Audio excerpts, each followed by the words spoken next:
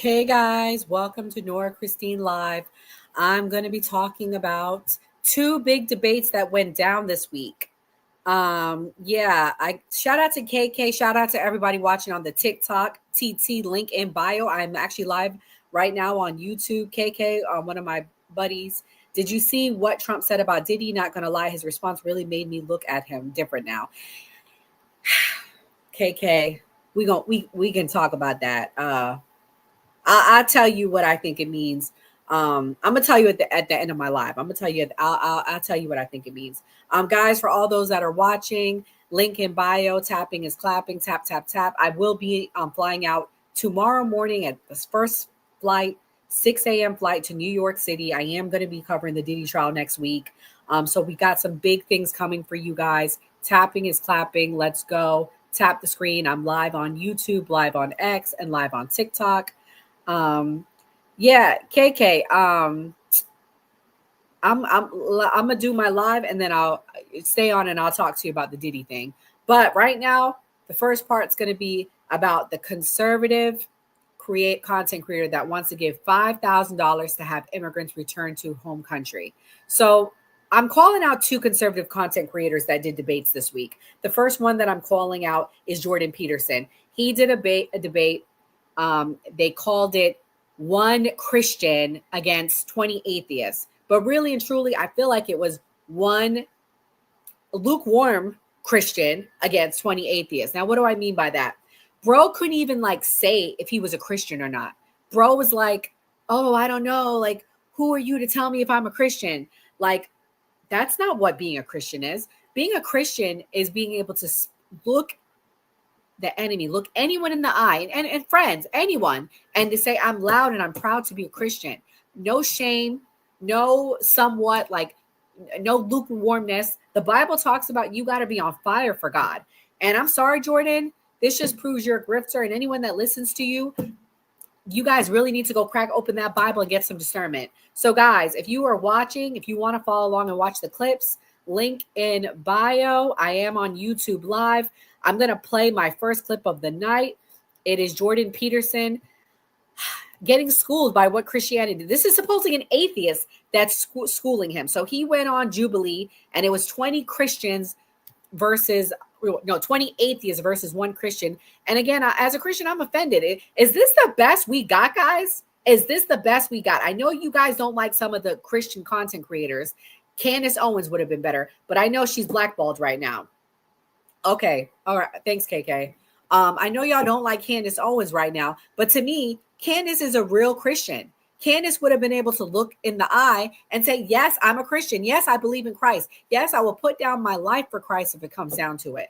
And if you can't say that, you're not a Christian, okay? And you're lukewarm, and you need to stop using Jesus's name as part of your grift to make these coins and these dollars. That's really where I stand on. And if you don't stand on that, again, you're not a Christian. So let me play my first clip of the night, y'all.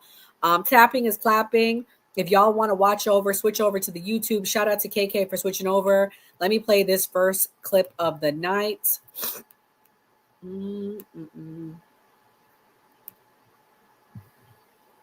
My claim is Jordan Peterson's framework for understanding Christianity is probably not the one that the Bible intended us to use.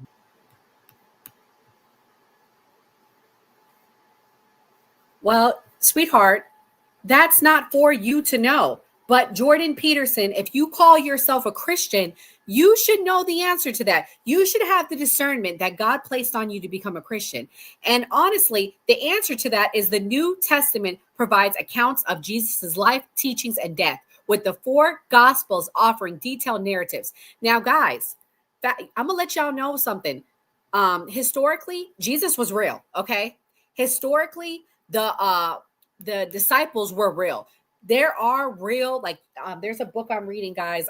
It's called From the Bible to the Grave, or something like that. Basically breaking down how you know Jesus was real. Okay. And he calls himself a biblical scholar. He should be able to answer that. He should be able to speak to that. Here's a more detailed look at the biblical evidence. The Gospels, Matthew, Mark, Luke, and John provide detailed narratives of Jesus's life, ministry, teachings, death, and resurrection. Okay. Also, there was evidence that, that there was like an eclipse that day. There was earthquakes that day. There was biblical evidence the day he resurrected, the day that he died and all that went down. There is evidence of that. There also is reports of the tomb where he was buried empty. So this is not like made up, guys. Pauline epistles, the letters of Paul, written before the gospel, mention Jesus and his teachings, which support the historical his existence of Jesus and the early Christian movement. Eyewitness testimony. Guys, they have eyewitnesses, not just the 12 apostles, other eyewitnesses, the hundreds of witnesses, guys. You guys can research this. It is amazing the amount of research and evidence there is to support Jesus Christ and the resurrection. Okay. Early dates and transmission. The New Testament writings are relatively early, and their transmission has been carefully preserved, which adds to their credibility. Not just the New Testament, guys. Noah's Ark, real. Biblical facts on it. The covenant, real. There's different reports on where the covenant is. Obviously, you guys can go over to Jerusalem, maybe not right now with everything going on with Palestine and Gaza and all that, but Jerusalem, real. Turkey, the oldest church in the world, believe it or not, is in Turkey, guys. All of that's real. Syria, the first Christians in the world were in Syria. All of that is real. And if you guys don't want to choose to believe it, that's fine. But guess what? One of us is going to be right. And I'm going to tell you, you don't want to find out when you're dead and you have to look Jesus in the face. And he says, depart from me, you worker of iniquity. Okay. So, Jordan Peterson, where did they find this guy from? Why couldn't they have found a real Christian? There are so many other good Christian content creators, guys. Put it in the chat if you can think of other names on who are good Christian content creators, because I'm going to tell you, this was a disgrace. This was actually, I could tell that Jubilee are atheists. The people that run Jubilee are atheists, because if they were real Christians, they would not have chosen Jordan Peterson to debate 5 Christians, okay? They would have found real Christians, like a real Christian, to debate these atheists. I feel like this was an unfair debate, but Jordan, of course, because he's not a real Christian, he backed down, he wavered. Let me play this other clip of another atheist, and let's watch it now. Guys, if you're watching on TikTok, please go watch, link in bio. Reject God, but they don't understand what they're rejecting.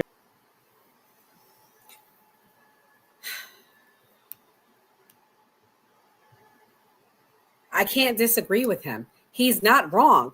You're talking mumble jumble. You're not being strong and standing firm in your convictions. Where are the real conservatives at? Where are the real Christians at? Please stand up. You have to stand 10 toes down. And it's funny, the people that they keep bringing on these shows to represent MAGA and the conservatives, they are like wimps. They're not the real conservatives. They're not strong. They're not standing 10 toes down. And I'm going to play the other person that they brought on to represent the conservative side and the MAGA side. And you're going to see what I mean. But anyways, as we lead up to that, the Bible consistently affirms that there is one God and only one God. While the Bible does refer to various deities and gods in other cultures, these are not considered true gods, but rather false idols or lesser beings created by humans. The concept of one God is central to monotheism, which is the centrality of Christianity. Monotheism is the Bible's core message that there is only one God, a singular supreme being. Why couldn't Jordan Peterson say that? Why couldn't he stand 10 toes down and be clear in his conviction? Why? Because again, my belief is Jubilee is run by a bunch of atheists, and this was to make Christianity look like a joke and a mockery. This was a joke. And anyone that felt like that debate showed what true Christians are and that Jordan Peterson represents. And for those of you guys that look up to this guy, especially Christian pastors, oh my goodness, like I've seen Christian pastors quote him in their sermons. You really need to go get down on your knees and pray to God for some discernment, because this guy's not in. I've never been interested in watching him. And I always knew there was something I didn't like. And this proved it.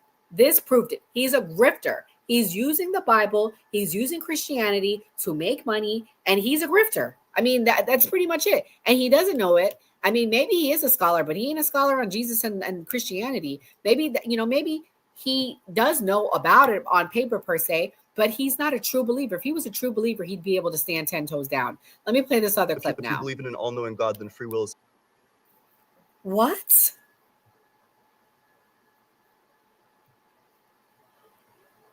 What? What are we talking about, Jordan Peterson? Have it your way. Whatever you say, Sonny. Whatever. Have it your way. Have it your way. If he has it our way, we will go down the path to hell because you are doing a terrible job debating this.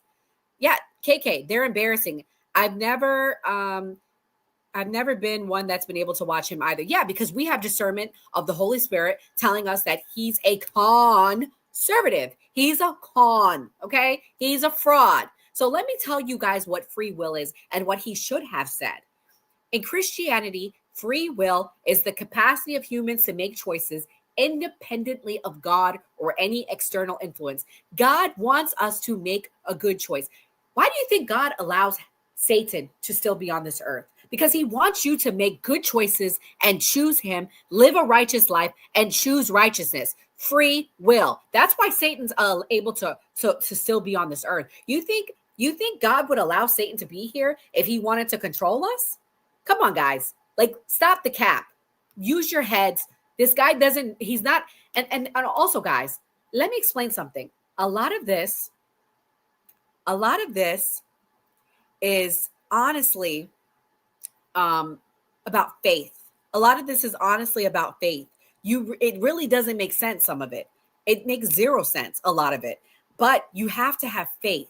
You have to have faith that it's real. You have to have faith that Jesus will help you in whatever you're going through. You have to have faith that Jesus will help you be strong to make good choices. It's, again, independent choice. Free will implies that humans can make decisions without being predetermined or manipulated by God or anything else. Moral responsibility. The concept of free will is linked to the idea that humans are accountable for their actions, both good and bad. God's grace and choice. While God offers grace and guidance, humans still have the ability to accept or reject it. Some theological perspectives grapple with the idea of free will. So this is probably what he believes in, alongside God's sovereignty and predestination, leading to different interpretations. Nope, there's only one interpretation, and there's multiple scriptures. Look, there's a KK. Look, there's an atheist in the the comments. First, he insulted me. He's calling me a transgender. He probably is a tranny, and probably that's how he knows. Jesus isn't real. Yeah, you probably watched that debate. Were you one of the 20 atheists not subscribed to X Premium? Like, you sound like a moron. Anyways, going back to the clip, this was all pretty simple. It's pretty simple that God wants us to make good choices. It's pretty simple that's why the devil's still on this earth, so we can make good choices. It's that simple. He wants you to make good choices. He wants you to choose him. He wants you to choose righteousness. He doesn't want to force it on you, but also it's like, this is the thing with atheists. This is what I think they struggle with. They don't have faith. They're just going through life, just drifting through life. And then for us that have faith, because we have, and I'm not even going to just say it's me that saw that Jesus is real. I'm going to say that the Holy Spirit opened my eyes and showed me that it's real. Okay. And maybe the Holy Spirit just hasn't come to them. And we're going to continue to pray for these atheists. We're going to pray for them, KK. We're going to pray for their hearts. We're going to pray for their souls, that they learn the love of Jesus Christ and that they come to Christ, because that's the only way they're going to have everlasting life. And people like Jordan Peterson make it hard because he condones. I mean, he basically condoned it. And this was the worst part right here. This is the part I'm gonna play Parker first, and then I'll play the part where he was like, I'm not a Christian. I'm not answering that. Let me play Parker first, another big time atheist. That's on the left. I'll send you the link. Hey, shout out to Chris. Shout out to Chris. Chris, I'm talking about the debate with the 20 atheists versus one Christian. If you want to come on, write me privately. Oh yeah, Jordan got cooked. I'm calling him out. Chris, you want to come on? Let me know if you want to come on. Write to me if you want to come on. I'll let you come on the show with me. I'm calling out all the conservatives tonight. This is a fun show. You might want to join this with me. I'm calling them out to the front of the congregation. I'm cooking Jordan as we speak. The reason why you're not seeing is my clip. Okay, so in that clip, it talks about faith. And Jordan, you missed the mark. You sinned in this debate. Sin. Okay. I'm going to write you. I'll send you the link now, Chris. So pretty much, hold on, guys. Guys, hit the like button. Hit the like button. I'm gonna bring Chris on here for a few minutes. So yeah. Hold on, guys. Tapping is clapping. Let me know what you guys think in the chat. Shout out to KK. Shout out to Kelly Corinne for watching. Let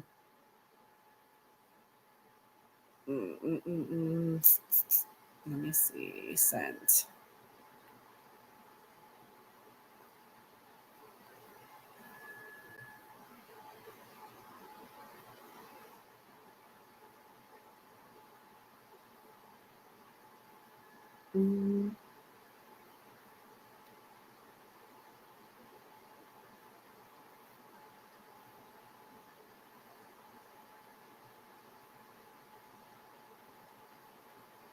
All right, guys. I ended my live stream on TikTok, but anyways, so yeah, so Chris is gonna come on with me. Yeah, so guys, pretty much, KK said, I've always struggled to listen to this man because he's so monotone. I can't, and it doesn't help. He can't stand on his beliefs at all. Yeah, facts. But also, faith. This is, see, what did I tell you that this whole thing was missing? It's missing what faith is. A lot of these atheists, they don't have faith, unfortunately, guys. They don't have faith. Faith is an active trust, an assurance, confidence in God, believing in him and his promises. It involves both believing the truths about God and actively living according to those truths.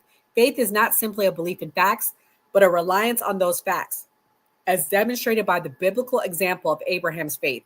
Trust in God. I mean, there's so many scriptures, guys. There's hundreds of scriptures, thousands of scriptures about faith, what it is. Even Jesus said, you just need to have faith the size of a mustard seed. Imagine how amazing is that? You don't even really have to have your whole faith from top to bottom. God wants you to, you should, but he says, if you have faith the size of a mustard seed in me, okay? So I think that they lack faith. They lack, I don't know, they're just floating through life, and they want all of us to float through life with them, okay? And that's honestly what I struggle with this whole thing. And the last part, this is the last part about him. This was the weakest part of y'all. Y'all got to get ready for this. This was the weakest part of all. I'm not even going to ruin it for y'all. Hold on. Let me add it to the stage. Either you're a Christian or you're not. Right, though. You are nothing. You are nothing. You're really nothing. If you can't say with conviction that you love Jesus Christ with all your heart, if you can't say with conviction that you're a Christian, you are nothing. He's right. All right, guys. So we got a special guest. He's actually friends with Parker. This is the best part. Hi, Chris. How you doing? Hey, what's going on? Call me at a good time. Oh, yeah, I appreciate that. Chris is a Christian. He's I don't even know what to label you as, Chris. Independent, right? Fair enough to say, right? A progressive. But Chris, I'm gonna be honest, you're the only Christian progressive I know. Fair. But yeah, what do you think about the debate, Chris? What was your take on it? Well, he got mopped up. I'm actually a former Christian debater, apologist myself. One, I don't know why they invited him, because I don't think he's very clear on what he actually is. So he provided zero syllogism to defend what I thought that from the Catholic point of view on anything on morality or any euphemia or anything like that, and he honestly refused to engage with any moral syllogism that was actually presented in front of him. So I wonder why he got invited. I'm going to be honest. Well, the same reason why Kaizen got invited to the debate with Destiny. I think some of these people are picked and propped up because they're propagandists. They're putting out propaganda for whatever. And again, I think people think because, for example, I'm on the right, obviously, that I won't call out the right propaganda, but I believe he's a propagandist. I think he's being pushed by someone, something, some entity, and that's why he was picked to represent Christians when he's not a Christian. And with this next person who I'm about to play, did you see the debate with Kaizen and Destiny? Yes, I did actually. What did you think of that debate? It went and it passed. Not really. Both debates were not very high quality. That's all I'm gonna say on that. I mean, why did they pick Kaizen to go I against Destiny? Because uh, he's clearly not a conservative. Okay. He's like, well, I'm not a conservative. So what are you doing here? The point is you're supposed to represent the right. You're mhm. not a conservative. So why are you here? Because this is a debate. I understand if it was just like a conversation or an interview, but he was there to debate him and to represent conservative values and the right and MAGA and all that. And like each time he backed down by saying, oh, well, I'm not conservative and I'm not MAGA. I'm not this and I'm not that. But for Mhm. months leading, and I met Kaizen before, so it's no shade. He's been on our show a few times. He's a Yeah. nice guy. But bro, it's like giving me grift because leading up to the election, he wore the MAGA hat. He ran around. He got Elon to retweet him and all that good jazz. And great, I'm happy for you. Congratulations. But now you're representing our side and you're like backtracking. You're like dancing, like tap dancing, like away from the issues. Yeah, just some pretty low tier debaters coming from, because that's what I first started doing on TikTok was religious debates. That I was not impressed. It kind of got boring watching a beatdown after a while. I mean, yeah. So I'm going to switch over. We clearly have determined tonight that Jordan Peterson is not a Christian. I don't know why he was there. I I don't know. Again, I don't know, but how do you know that though? Like to be he fair wouldn't though, answer it. He wouldn't yeah, I answer. He said mean that's fine though. But at the end of the day, right? he's at not a at Christian. yeah, I don't know. How do you know that though? Because like in other Be- correspondence, so it says in the book of James, right, that not Mhm. everybody's meant to be a teacher because quite literally you'll be held under a stricter punishment. Right, but at the same time, I mean, he could be a Christian. He's just a trash debater, right? He's there. There's like evidence, right? Because I even in his event at Sugarland, Texas, struggling with God, he does actually hold to the Catholic view of Christianity. So I just don't think he was built for the debate. But I still think he still could be Christian, but we just don't know. Like to be honest. I don't. I mean, I know he's not from the Bible. I live by the Bible, and Matthew 10, 32, 33 states that whoever confesses Christ before others, you're supposed to confess that you are a Christian. You aren't supposed to just say, maybe I'm a Christian today, or I don't know. I'm not telling you that. You're supposed to stand in your conviction and say, I'm a Christian, loud and proud. You're not supposed to like waver on that. You're supposed to stand firm. That's why I say he's not a Christian. I Is mean, he maybe one day he will confess his faith and he can say he's one. is he a conservative, by the way? Jordan Peterson, a lot of preachers preach about him. They talk about him in his Interesting. sermons. They look up to him. Interesting. Yeah. Okay. I'm just wondering. And that's why I say he's not a Christian, because the Bible's there's multiple verses that talks about that 2 Timothy 2:12, the verse suggests that a deliberate and complete rejection of Christ can lead to his rejection of the individual. That's why I say he's not a Christian, because it's like so many scriptures I can go down where it's clear you need to be like loud and proud. Like and also in the Revelations, it talks about lukewarm Christians that are not on fire for God. And to me, this is an example of being lukewarm. You can't even look these atheists in the face and say you're a Christian. I mean, I'm not even gonna lie though. The atheists that they pick, they're pretty top tier. I've debated a few of them on TikTok. Ian's sharp. Ian's pretty sharp. He goes I by like debate a any of them when it comes to Christian. I'm not a debater, Chris. I'm gonna be real with you. I will pay you. That's not my forte. I will pay you money if you go up and debate Ian. I will pay you money. Okay, fine. Let's do it. Because Because I I'm trying to stand see on some my shredded. faith. Yeah, I'm trying to see some shredded. Anyway, sorry. Let's go ahead. No, I stand on my faith. Like when any other topic, I'm not too strong on. I don't like debating. It's not my thing. Like that night when we went on Dana's show, I let you talk because like I don't like debating. Like I'm gonna be honest, it's not my thing. I don't like it. Even when I got into this with my friends when we started the new party, I was like, if we ever become big, I don't want to go debate nobody. That's not my thing. I don't like debating. That's what I love doing. It's not my thing. Actually, you called me at a good time because I got taken down right before you. Why you got taken down? I was debating the South Africa. I was debating South Africa. I went in.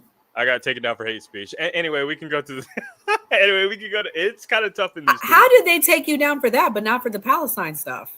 I don't know. I was reading a chart. I was literally reading a chart about the amount of white farmers that have been off. Somebody reported you. Yeah, I know. I got reported. Yeah, it's Yeah, you. that's what it It's is. you conservative creators reporting me for spreading the truth. Anyway, Well, I heard one of your people got doxxed recently. Is that true? yeah, I mean, here's the thing: why the conservative people playing dirty on TikTok?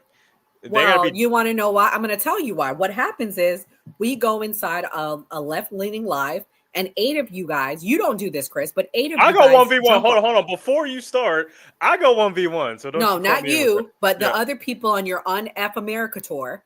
I'm not going to name names. They do that. They jump on people. They have 1 and then 8 or 9 of them jump on them. And that's how they do. And I'm not saying it's right. I'm going to be clear. I don't agree with anyone doxing anyone. I don't agree with abuse. I don't like when people make fun of people's looks and they do all that stuff. If you don't like what I'm saying, that's okay. You can attack me all day. But I mean, it gets really murky in this, where it becomes a little bit like immature personal. They say, yeah. And also the other thing is KK said it, because KK's a big right conservative content creator. She said they spam report the crap out of us. So also there's things that the left does to us. So it's basically like a big war. I hate to say it. And I don't want to be a part of the war. I want no parts of it. I just go my 1v1s and we just go like that every day. So yeah, but you're not like that, Chris. But there's a few people, I'm not going to say their names, they do that. And and they get very like aggressive. Anyways, the next clip I'm going to play is regarding Kaizen. And I don't know why he went to this either. I don't know. I don't know what's going on in the world. Wait 1 second.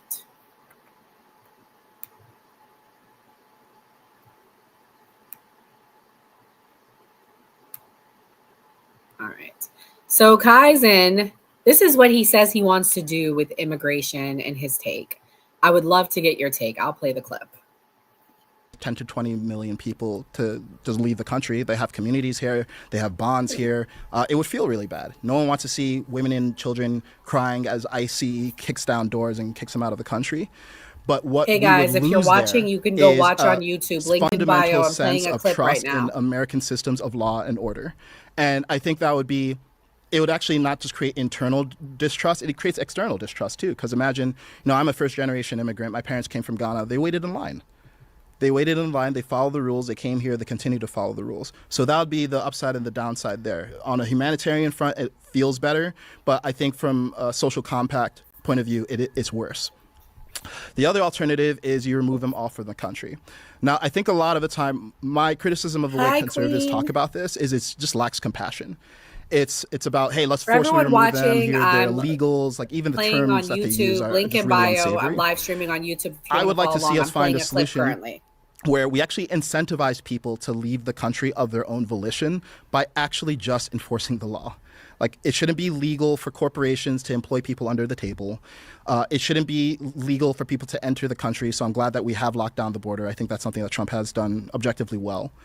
To your question of, like, how do we prevent this from happening in the future? I think we should be incentivizing them to self-deport by actually paying them to self-deport. I think that would be a lot more palatable and from a humanitarian standpoint and logistically more feasible. And, I know they actually offered $1,000 per illegal immigrant who self-deports. I don't think that's enough. I think it goes $1,000 goes further in a lot of these countries that people are coming from than America, but it's still not enough.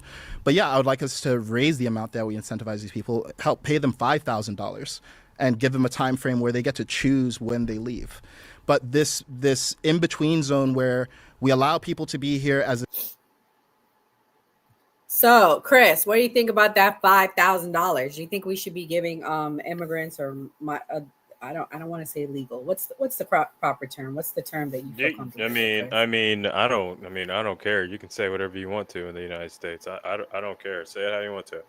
Well, my term is illegal, because if they're here legally, clearly they're not on the list. Well, I don't want to say clearly, because Trump's been doing some wild things with the immigration stuff, but they shouldn't be on a list to be deported. When I'm thinking of these people, I'm thinking of people that are here illegally. And if you don't have a green card, you're here illegally at that point.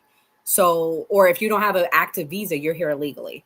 So do you think we should give them $5,000 to get out? Well, like one thing I do want to mention, if you're waiting, bipartisan border bill would have fixed this. But if you're waiting 10 plus years for a de novo court case while you have a protected asylum status under USC Code 1158, you're technically not illegal. You're just undocumented. But that court system is just, we need more judges.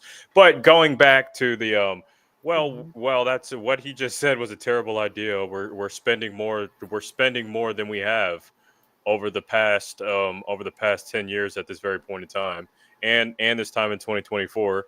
Doge demonstrated that they didn't save anything, right? We potentially have this bigly sad bill that's worth 8 bipartisan infrastructure bills on the table, potentially in the Senate, and now you want to give people $5,000 to leave the country and not just literally improve the immigration process. Because and I want to say, Destiny said, I don't know any conservatives that want to fix the immigration system. You can go back and watch my old videos, Chris, from like January. Once I realized, I don't disagree with that, actually. No, I'm telling you, I'm a conservative though, and I said in my videos in January, once I realized that within 2 weeks, I knew Trump wasn't going to do this big mass deportation, and I said, why don't we fix the system we have? Yeah, well, and I was the only one saying it. Fix the system we have. Yeah, because deportations, okay, cool. So you come back another 4 years, and then you have to do more deportations. Yeah. Anyway, I just want to get back to the crux of the argument. Considering that we're spending at a rapid rate, not really saving anything, and we got all these fiscal responsibilities. How are we gonna generate this $5,000? Like, raise people's taxes or something? Like, I don't know where he was going with that. Yeah, he claims it costs $17,000 to deport a person. That's why he was saying the 5, because then you're still saving money. Wait, if it costs 17, so I haven't looked at that number. I'm going to go ahead and grant him that. Wait, okay. So if you're doing 17,000, but you still have a $5,000 self-deport expenditure, you still have a lot of things you have to account for when it comes for that. Like, if, for example, if they're like an asylum seeker awaiting the 10 year, like, cool, that's going to be like lost tax revenue, like lost business income to the country. Like, okay, like, I don't know where he was going with that. Plus, on top of that, I don't know how easy this is going to be, like, up front. Like, how many people are going to actually buy into this too? On top of that, there's always a failure rate at potentially everything. So I don't think this is a good idea, because we're spending a shit ton already in like other areas, not just immigration. No, I agree with you. I thought when I heard the $5,000, I almost fell out of my chair. And I just feel like it's not realistic. I think the realistic answer for me is to fix the system. And I said this to other people. I got into big, nasty debates with other conservatives. I said, look, the reality is we're not going to be able to deport these people. And I saw it within 2 weeks. The numbers aren't there. At the rate that Trump is going, he's going to deport even less people than Biden, because it's not possible. But I will commend Trump for securing the border. I think he's doing a good job at that. But we need to help the people that are here and fix the system we have. I think that's the most realistic thing at this point. He's securing the border by letting like cartel family members in that we don't know nothing about. That's securing the border. How do you know that?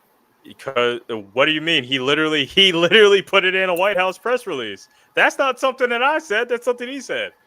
He says he's allowing cartel members in here. 17 families of cartel members. Yes, this is like a last week development. I don't know who they are. Yeah, did you? I'm pretty sure I probably made a video on this on TikTok, but I need to go look. Okay. Yeah, so this wasn't a new development. This was like a last Monday type of deal. So yeah. Anyway, well, then this is new. But but I do know he was doing stuff at the border. Border crossings are down like I think 300-400%. It's like a really high number, and that's not just they're down. Well, yeah, but I'm just saying. So January. So let's go ahead and look at this from the U.S. Customs and Border Policy, right? From December to January, it was, and in fact, we just take those 2 months, and in fact, going all the way back to quarter 3, quarter 4, we were already at pre-Trump levels. So like, I'm a little bit confused. And he even said, month 1, they were down 99%. But what's 91,000 to 61,000? Is that 90%? No, that's like 40 or 50%, right? Yeah. No, that's like 30 something. And well, like 40%, yeah. Yeah, so he said also last month that there was 3 crossings on True Social. Is that true? No. Okay. Anyway, sorry. I'm not trying to debate, but when somebody brings me up a quantitative, it's fine. Yeah. Listen, I stand on there was an issue with the border under Biden. I'm not trying to debate you on that. I know there's videos of it. There's countless incidents. And I know you guys I don't want to say you guys. I know that sometimes progressives and people on the left, I'm they not want to denying that, deny though. the Here's the migrant thing. crime. But what I struggle. I'm not denying the crossings, though. Okay, fair enough. Do you remember COVID-19 and Operation Gideon? I get what you're saying, but Okay, yeah, I'm not denying the crossings, though. But the problem is, though, you're acting like the surge wasn't going down to pre-Trump levels well before Trump came in. I don't deny the surge. Freaking COVID-19, Operation Gideon, and quite literally hyperinflation causing people to move north is a shitty situation, regardless who's president. And to be quite honest with you, if Trump happened to be president during the same time and we had a spike, I would not credit him with the spike, because I'm like, that's just a fuck situation to be in. I mean, so my thing that I also struggled with too, with the whole migrant crime thing, this is a fact that you can't deny. A lot of these stories, when you hear of them unaliving people or doing some extreme crime, the story is they were deported and they found their way back in, and they all found their way back in under Biden's administration. Do you not acknowledge that? So you're telling me there was 0 cases under Trump's first administration? There was 0 cases. I'm not saying. Well, the last 4 years. Cool. So I'm going to deny your premise, because what you just said was a trap question, right? What you just so in order for you to be correct, there would have been 0 under Trump, 0 under Obama, 0 under Bush, 0 under Clinton. Are you willing to make that wager? No, I'm not making that number. Well, that's what you said. That's literally what you said. Illegal migrants arrested under Trump. Let's pull up the number. Okay, so now you're changing let's put it up under. No, but the fact of the matter is, there were a lot under Biden versus under Trump. I'm not denying that. So here's the thing. First, you said all of them. See how you're changing your argument a little bit? You said all of them happened under the Biden, and you literally said all of them happened under the Biden administration. So I'm looking. I didn't say all. I said a lot of. Say the last 4 years, you can hear countless stories of them saying they were deported and then they found their way back in, and then they did this horrific crime. Okay, but cool. Then so now that you changed your argument, like, we can move this on now. We're good. Okay, but what I'm saying is, this is why, and whether you like the argument or not, this is why Trump won, because of this, right? Because of immigration. I mean, this was the number one reason why Trump won. Okay, cool. So one, like, I don't care, right? Okay, he won, but unlike you guys, I read the law. He's my public servant, and I'm not being served right now, right? That's not my boss. What is he not doing to serve you right now? Well, yeah, one, he did say, he did say, and if you change your argument on this one, that's bad faith, right? He literally said that he was going to cut the amount of government spending and reduce the deficit. He actually said he added to it. Mm-hmm. So he did actually say during the State of the Union, I'm actually going to go ahead and read this verbatim. I'm not going to disagree with you. The bill sucks. No, not just that, because I'm going to pour it on, because I'm glad that you recognize that he's my servant, not my king. So let's keep pouring it on real quick. He's not my king either. He's my servant. And if he runs a third term, I've actively said on the new party that I will not be voting for him, because the country was found on 2-term presidents, not 3 or 4 or 5 or whatever he's trying to make up. He said during the State of the Union that we'll be on a course to balance the budget. Is that currently happening right now? No, unfortunately not. Okay, so 7 cents of every dollar that's transacted in America, it's probably higher than that now because our credit rating just dropped as a country, is going to go subsidize interest payments, and that's not going towards the American people. Number one. Number two, he did say that he was going to end the war in Ukraine in one day. That didn't happen, right? So let's keep going. He did say he was going to have energy prices. Do you use electricity? Of course, it's gone up.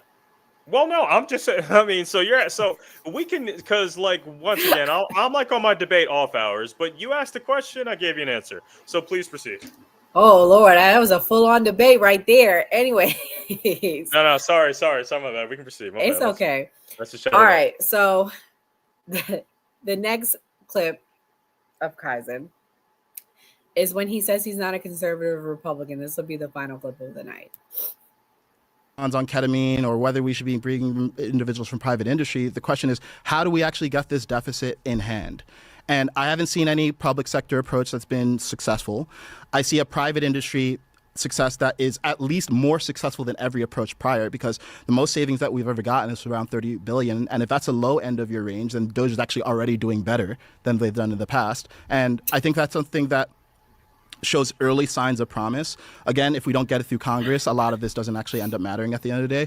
But I would like to hear, what is an approach that we haven't tried, that we should try, that doesn't involve private industry, that you think would work? A real approach would be having people come together when you go to make the budget and suggesting these are programs that we need to make. We actually need to make programmatic cuts to huge parts of the federal government. But the problem is nobody wants to do that because they know that U.S. citizens generally enjoy those programs. And so they're too cowardly to actually cut from any of those programs. So that's one way to do it, is to cut from the programs. The second way to do it is to keep the programs the same size, but to continue to grow the economy.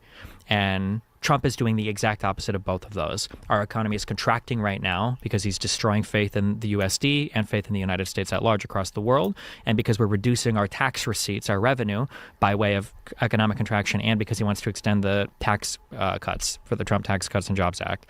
So again, if we were ever going to have a conversation on the debt, on the deficit, I think that we could have that conversation, but now we're even further from having that conversation because we're fixated on whatever Doge is or whatever this is. We're not going to, like, if the deficit, the budget deficit, and of course the debt will grow, but if the deficit grows or stays the same, will you admit that it was an utter failure the entire 4 year? If after a year or two, will you say, okay, well, this has failed, this is not working? Yes, because then enough time will have expired for us to see the objective result, and the objective result was not met. So absolutely. Okay. Yeah. And just to be clear, Stephen, I mean, obviously we don't know each other well, but you know, when you say like conservatives or Republican, I consider myself neither of those. I know you're not necessarily saying I am, but we're addressing a party that's not in the room, and I'm not here to argue on their behalf. What I'm saying is that there's a problem that Okay. So pretty much for me, like, as soon as he felt that pressure, he was like, well, I'm not a conservative. Don't put me in this box. We're here to debate. We're here to have a constructive conversation. And it's funny because Kaizen went and did another follow-up video. He says he's known Destiny for years, well, known of him. He used to work in the gaming industry, and he thought he did better than what people were saying. He gives himself a 6. He gave Destiny an 8. I'm like, bro, more like you need to give yourself a 4 and give Destiny a 10, because Destiny killed this. And this was light work for Destiny. He didn't shake. He didn't tremble. He didn't back down. What do you think about what he said? I saw you jump when he talked about the Doge numbers. Well, yeah, because you know what the beautiful thing about the downfall of Doge, there are 0 conservative economists that actually disagree with what I said, because I've actually read all 17 correspondence with that. So he quoted $38 billion of savings. Like, nobody can confirm that. So according to the U.S. Department of Labor, actually, when it's all said and done, it would take $135 billion to implement Doge. Elon Musk, when he first left, he said he is no longer committed to the $2 trillion over 4 years, but $155 billion in that same amount of time. You subtract that from the actual savings, you get a whopping $15 billion. I would consider that a failure. So, secondly, when you go to the actual audits that they did, because you can actually cross-reference it with the budget, I can see why he dipped out exit. A lot of these things that they found were never allocated to the budget, which means capital was never deployed. In fact, there's a famous one that people are frying him up on X right now. There is a $25 million contract with the USDA. That one was never deployed. 2, they counted it 4 times and said that they saved $100 million. So I don't have, I don't, and I'll send that to you on Discord, because that was cap. So I don't have any confidence that they saved us any money, even if I grant them the $15 billion. I'm gonna go ahead and grant it just because I feel sorry for the guy that's freaking exiting stage left with his black eye that we'll get into in just a second. But one thing he was able to get away with, people's personal information, sending him and his Harvard cronies into the into the Treasury Department and the Social Security. If he was even able to get halfway to $2 trillion, I would have given him a W. But I mean, Destiny made a good point. How can you expect a privatized industry to go in there and do that when they're not held by the appointment clause in the Constitution to report honestly. Did you like, for anybody that's surprised how this ended? You're telling me a privatized institution that has no obligation or can get into legal trouble for dishonest reporting got nothing done. Got nothing done. So I'm not surprised, to be honest with you. So I'll say this. I did not like how they were laying off all those government workers. I don't disagree that we probably need to cut the fat in our government workers. So I'm not totally opposed to it. But what I don't agree with was the way they did it. They did it very cold. They did it with no caring. They could have came out with a rollout plan, and they could have gave people a heads up, like, hey, heads up, we're going to cut this many people. And you get what I'm saying? Like most companies, it's very rare they do one big mass layoff unless they're in trouble. Usually they say, heads up, we're going to lay some people off. They give you a heads up. They didn't do that. It was very heartless and cold. So that I struggle with, because I'm a human being first before anything.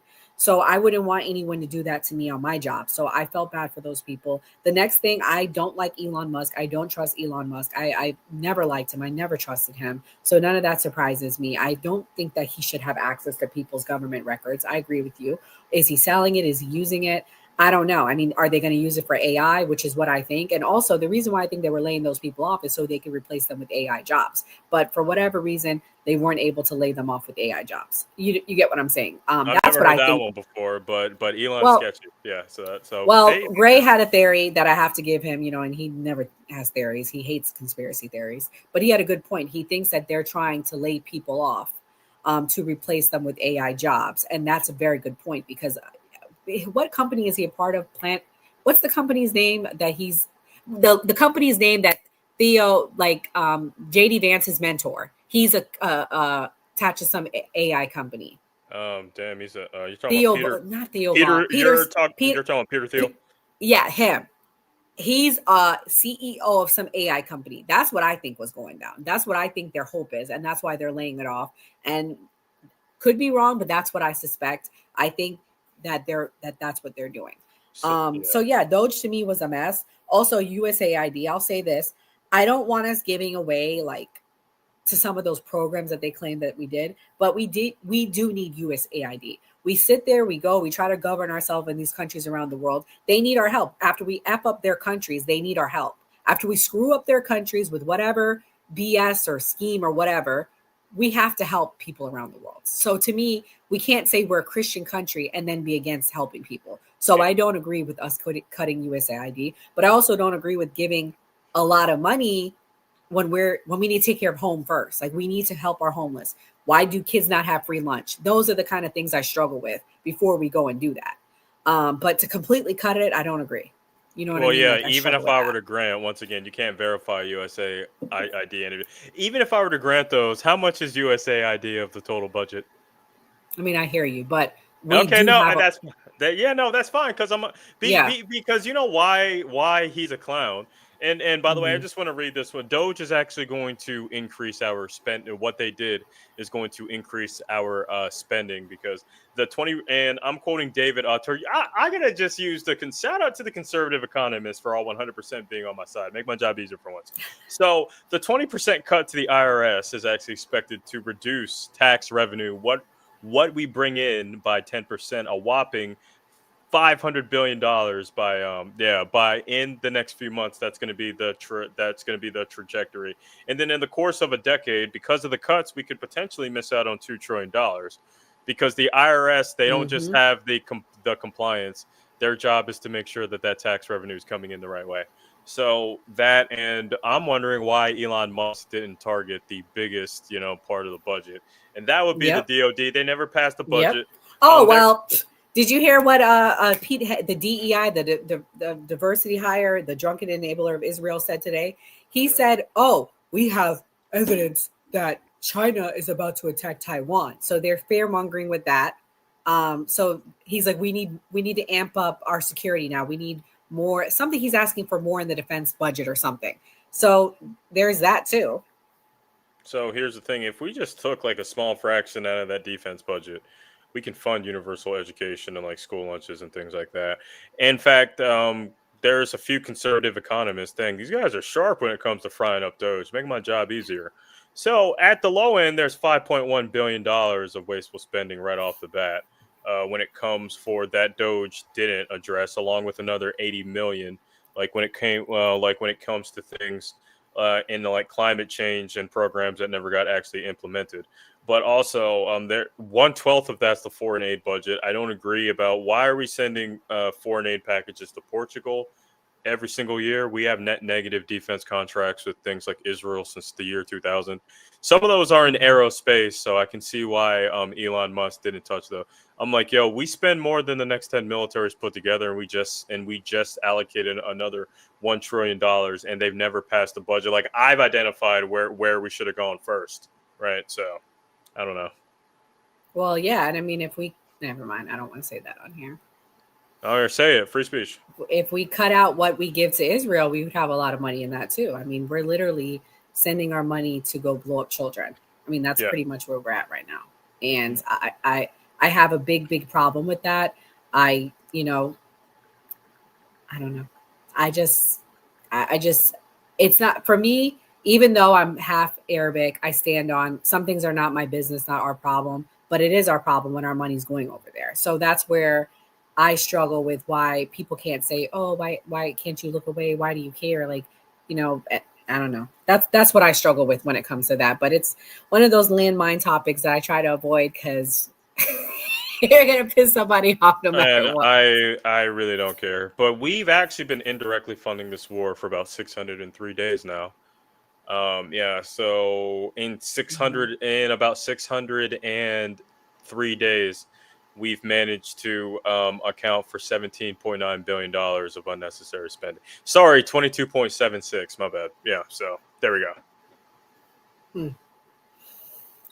Well, so in summation for me, going back to my topic of the night, I just think that Kaizen was a poor choice to send to go debate Destiny. But again, I have to think, why did they pick him? Well, they picked him because, who helped him get his start. You know how he got his start, right, Chris? No, I don't actually. Can you fill me in?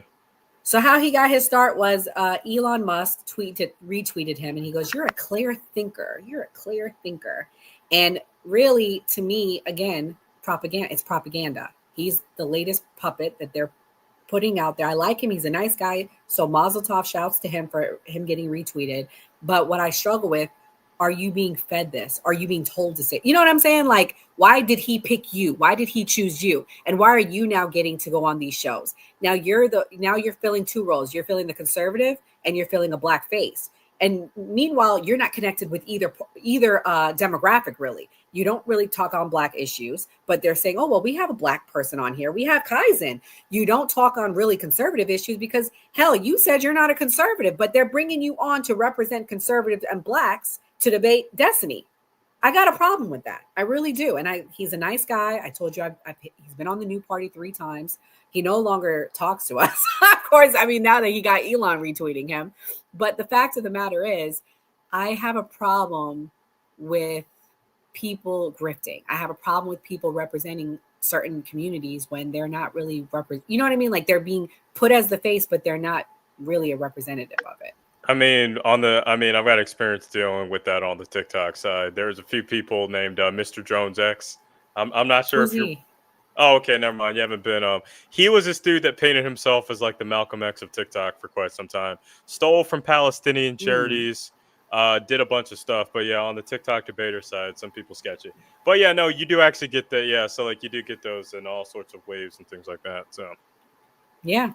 So guys, thank you for watching. I see we got the biggest following tonight on X, so thank you for watching.